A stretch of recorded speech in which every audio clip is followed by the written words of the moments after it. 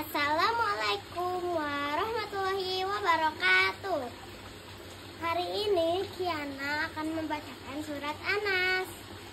A'udzubillahi minasyaitonirrajim. Bismillahirrahmanirrahim.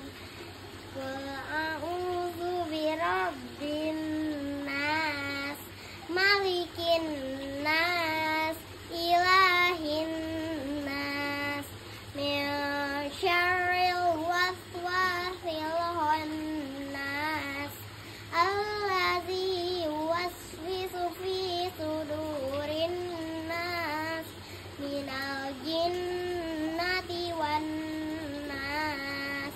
Shadaqallahu